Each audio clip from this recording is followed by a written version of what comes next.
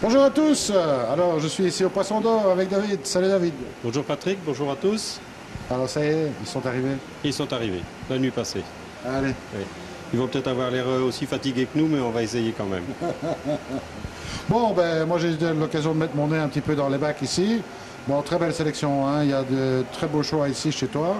Tu as rentré pas mal de pièces. Oui, on a rentré à peu près l'équivalent de l'année passée, peut-être un tout petit peu plus. Hein. Donc on doit être, je pense, allez, j'irai entre 250 et 300 pièces au total. Donc Nisai, Sansai, bien entendu. Donc des poissons en commençant des tailles, je dirais 30-35 pour les plus petits, ceux avec lesquels on va commencer maintenant. Donc ça, c'est, je dirais, les premières tailles avec lesquelles on commence. Pour des Nisai, évidemment, on a des Nisai jusqu'à une petite soixantaine de centimètres pour les plus hautes gammes. C'est ça. Bon, un peu tous les prix, mais on commence aussi à des prix très accessibles. Oui, tout à fait. Alors ici, j'ai volontairement commencé par du petit poisson, enfin petit poisson façon de parler. Hein. C'est pas des grandes tailles pour du Nisai, bien entendu. Ça, les connaisseurs le savent. Et là, on est sur des poissons, je dirais, entre 220 et 300 euros pour les plus chers. C'est ça. Bon, bien sûr, on retrouvera tout ça sur le site internet. Bien entendu, on est occupé de travailler là, faire toutes les photos pour pouvoir, dans la mesure du possible, on va faire le maximum pour pouvoir les mettre en ligne vendredi. Vendredi, nous sommes jeudi, donc c'est demain. C'est demain. Donc on essaie de faire ça demain soir. C'est ça.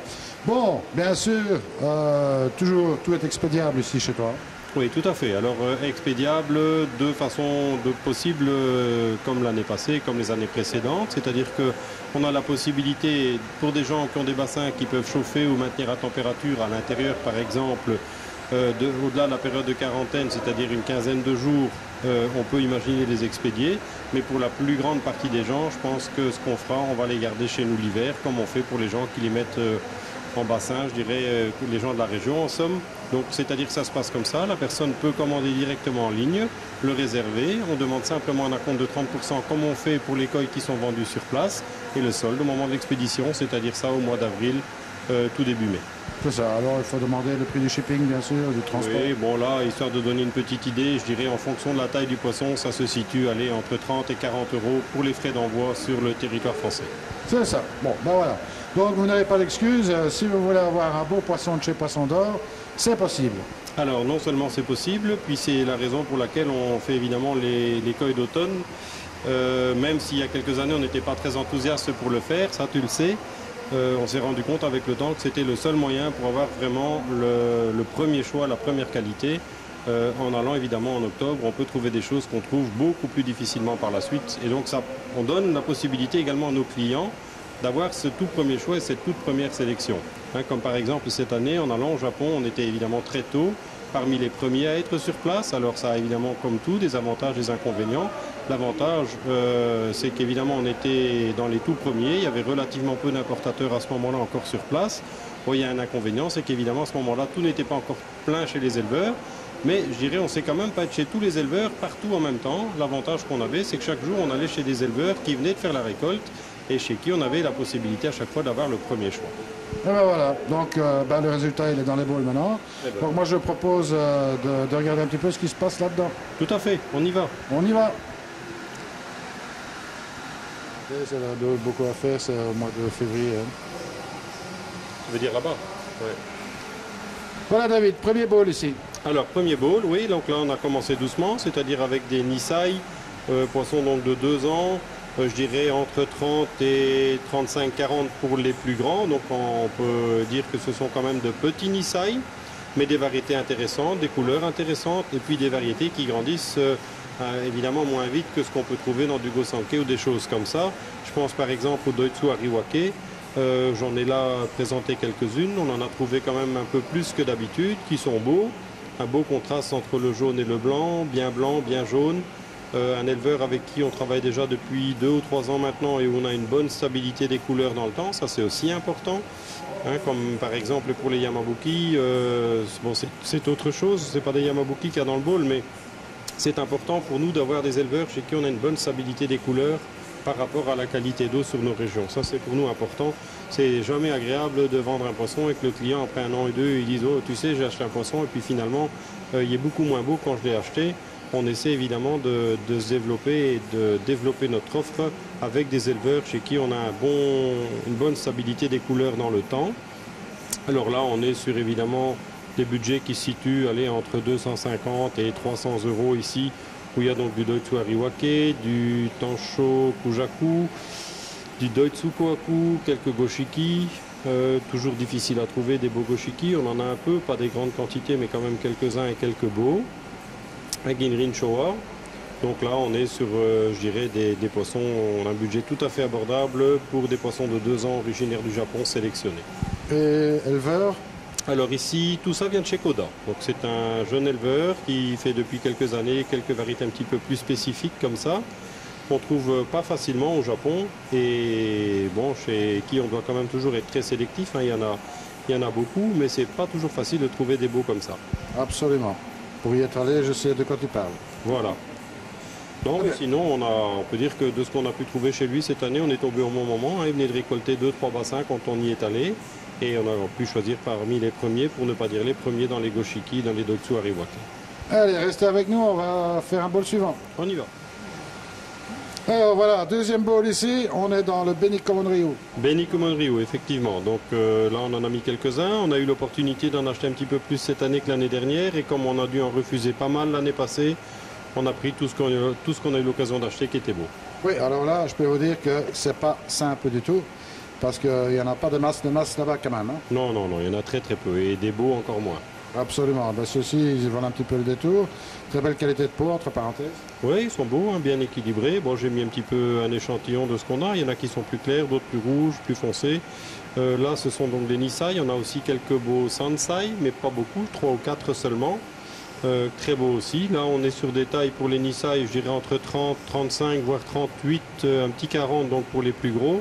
Et en Sansai, je dirais entre 45 et 50. C'est pas énorme, mais c'est pas des variétés qui deviennent gigantesques non plus. Absolument. Eh bien, on va continuer. On y va. Ah, David, on commence à monter en taille ici. Oui, on est toujours sur du Nisai, mais on est effectivement une taille au-dessus. Un de nos éleveurs favoris qui est Hiroi, chez qui on a là donc du Ginrin Tansho Sanke, du Kikusui, du Ginrin Goshiki, du Doitsu Showa et du Tansho Ginrin Goshiki. Donc du beau poisson, déjà là on est en moyenne, je dirais aller autour de 45 cm, même un peu plus pour les plus grands. Beau poisson, on est une catégorie au-dessus. Hein. Ouais, le Kikushui, il est balèze déjà. Oui, oui, oui, pour du Nisai c'est déjà costaud. Hein. Absolument. Bon, on remarquera un très beau Ginrin sur les différentes pièces. Oui, tout à fait. On a toujours de la demande pour ça, c'est des beaux poissons et aussi l'offre est toujours très très limitée. Là on en a aussi que quelques-uns. Absolument. Bah écoute, c'est un peu normal, hein, quelque part. Oui, tout à fait. Ouais. Puis ça fait aussi partie du plaisir, hein, celui qui a ça dans son bassin, qui sait qu'on c'est pas des poissons qu'il va voir tous les jours non plus. Absolument, on verra ça pas partout, ça c'est certain. Oui, absolument. On continue. On continue. Voilà David, on change de crèmerie, on est chez Shinoda maintenant. Voilà, chez Shinoda, sauf pour les chou-sui qui viennent d'un autre éleveur. Sinon, c'est effectivement Shinoda où on a pu trouver cette année de très beaux Doitsu Kohaku, plus gros que d'habitude. Hein, on est toujours sur des Nisai, toujours poisson de 2 ans, 45 cm. Pour du Doitsu, c'est quand même plus que correct. Alors, on a donc Doitsu Kohaku, on a Doitsu Showa. Bon, j'ai essayé de présenter un peu un assortiment. Hein. Évidemment, on a beaucoup plus que ça dans différentes variétés, mais j'essaie de représenter un petit peu ce qu'on a sans mettre des grosses quantités. Déjà là, au niveau du bowl, c'est limite. Au niveau quantité, pour encore les voir, donc après, donc, je disais Doitsu Kohaku, Doitsu Showa, Iutsuri, et là, quelques chou-sui. Ok. Donc, de très belles tailles, hein, déjà. Hein. Oui, oui, pour du Nisai, on voit c'est des poissons avec un très très bon potentiel. Quand on voit les Iutsuri, la forme et le corps qu'ils ont, c'est déjà... Mais bon, il est connu, hein, il a des Iutsuri qui vont pratiquement jusqu'à 1 mètre. Il n'y en a pas beaucoup qui ont ça au Japon. Hein. Absolument. Et les chouchouis, ils viennent de quel éleveur? Mano. Mano? Oui. Spécialisé aussi en chou-sui. On a pu trouver quelques belles pièces, pas des grosses quantités, parce qu'on n'a pas trouvé suffisamment. Quand tout ce qu'on nous a semblé bien est beau, on a pris.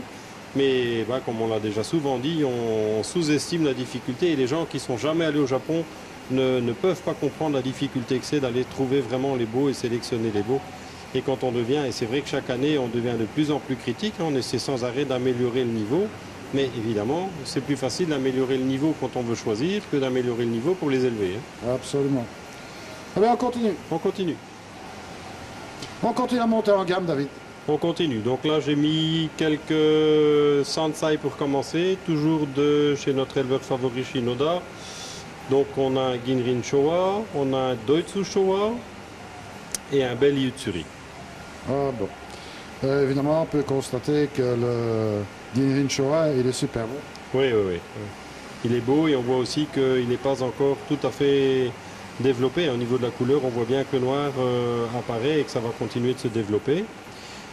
Le Yutsuri, bah là c'est impressionnant de voir un petit peu, à âge égal, la différence de body, mais on en parlait tout à l'heure, les Yutsuri chez lui deviennent vraiment très gros et quand on voit la taille de ce poisson, 3 ans, déjà un beau pépère. Une belle mémère plutôt. Absolument. On rappelle quand même là c'est 3 femelles. Hein. 3 femelles, Deutz Showa, rien à dire non plus, superbe pièce. Oui, beau poisson aussi, toujours très beau. Là aussi, hein, c'est dommage qu'on n'a pas plus d'offres. Hein. On pourrait en trouver 10 comme ça, on prend les 10, hein, mais malheureusement, on n'a jamais l'occasion d'en trouver 10 comme ça. Ouais, oui, on peut en trouver, mais alors il faut aussi que ce soit payable. Oui, voilà. Ouais, ouais, il faut encore que ça reste dans des budgets. Parce que trouver, ça c'est pas difficile. Enfin, quoique, pas toujours. Oui, pas toujours. Hein. Quelquefois, on a des gens qui nous disent j'en veux un très beau, même avec des budgets costauds, c'est pas toujours évident. Absolument. On continue. On continue. Alors David, bowl suivant. Quelques variétés ici. Un peu plus de couleurs, oui, quelques variétés. Et là, dans le bowl, on a également 3 éleveurs. On a donc le Doitsu Ariwake, donc, qui vient de chez Yamazaki. Belle variété, mais toujours difficile à trouver aussi. Donc, quand on en voit des beaux, on résiste rarement. Le Purashina de chez Shoguro, lui, on ne le présente plus. Hein. Il est mondialement connu pour ses Purashina qui sont vraiment blancs comme neige, brillants. Une belle forme de corps, c'est très très beau poisson. Et alors bon, évidemment ici sur un bol bleu ça donne bien, mais celui qui a ça dans un bassin avec un fond noir, comme la plupart des gens, c'est encore plus beau. Et ensuite les trois plus grands, ça c'est Ofuchi. Donc on a un beau Matsuba, un beau Kujaku et ensuite un Doitsu Tansho Kujaku. Voilà, alors bon, bien sûr, là on a déjà dans des pièces d'une sacrée taille. Oui, là on est sur des poissons qui avoisinent, je dirais là la moyenne elle est entre 45-50 et 60-65 pour les plus grands. C'est ça. Bon, Sensai pour les plus grands. Oui, absolument. Sensai, donc les 2 plus petits Nisai et les 3 plus grands Sensai. Ah ben voilà, une très belle sélection, un très beau bol, quoi se faire plaisir. Bon, il y a de la couleur en tout cas. On continue. Continue. Alors voilà, David, le dernier bowl ici, on est évidemment dans des pièces un peu plus grandes encore. Oui, tout à fait. Donc là, j'ai présenté un Kohaku de chez Marudo, dont, bon, ça c'est un poisson, là on est pratiquement entre 65 et 70, un beau gabarit. Alors, pas un niveau de prix très élevé, hein. Là ça reste dans une gamme tout à fait abordable en prix pour le Kohaku. Pour des poissons de cette taille-là, on a pu trouver quelques exemplaires.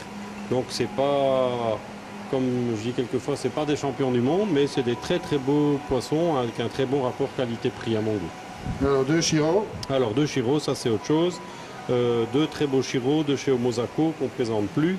Des Shiro qui sont donc là de mémoire, je crois que c'est 52 ou 54 cm pour la plus petite des deux et 57 pour la plus grande. Donc là il est important de préciser, pour donner une idée du potentiel de croissance de ces poissons, que ce sont des femelles de 2 ans seulement. Donc, et là on voit bien, hein, Omosako évidemment lui est mondialement connu pour les Shiro Utsuri. Bon, très très beau poisson, très belle forme, donc le body est très très beau, la répartition, mais là on est quand même sur une catégorie au-dessus en qualité et en prix. Bien sûr, Masako, bon ben c'est pas gratuit, tout le monde une bonne marque, bon, qui est mondialement connue et forcément il le sait bien, mais quelque part ça n'enlève absolument rien à son mérite. Hein. Il est arrivé à ce niveau-là, ça c'est très certainement pas fait tout seul. Hein. Alors on rappelle ce week-end donc les portes ouvertes. Alors oui, donc le samedi 15, dimanche 16. Donc le samedi 15, c'est là où il y aura le plus d'activité, surtout l'après-midi, enfin le matin évidemment pour les poissons. Hein. Celui qui veut trouver le poisson de serré va être dans les premiers, c'est clairement le matin qui doit être là. Donc nous ouvrons à 10 h.